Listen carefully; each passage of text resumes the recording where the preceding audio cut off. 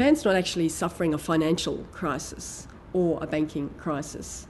It sounds pedantic, but it's an important point. Japan's actually been through its own banking crisis some years ago, and at that point all the underperforming institutes were weeded out.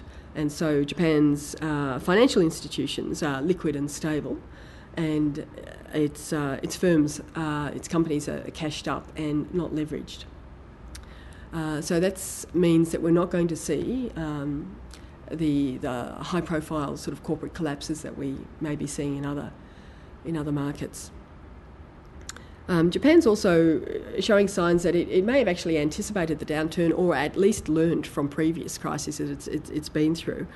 The Nikkei indexes remain fairly restrained. We haven't seen a hike in prices. We haven't seen property prices moving dramatically either. And so what we are seeing, of course, is consumers being much more price conscious, as they are being anywhere. People looking for, the maximum value they can get from their spending dollar.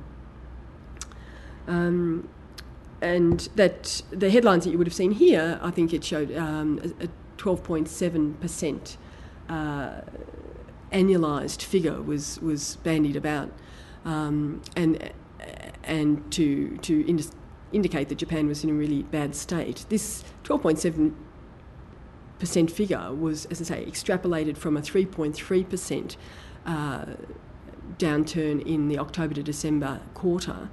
And if we really look at that figure, the 3% downturn was really for exporters.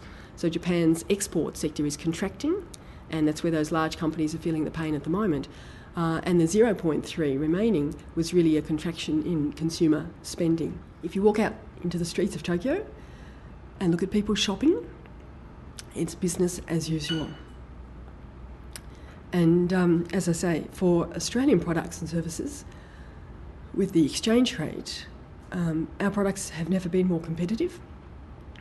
And so we're really well positioned to take advantage of the situation at the moment. As I say, consumers are looking for value for money, but we have plenty of products that offer that. So it's actually we're very optimistic at the moment for Australian exports of products and services into the market.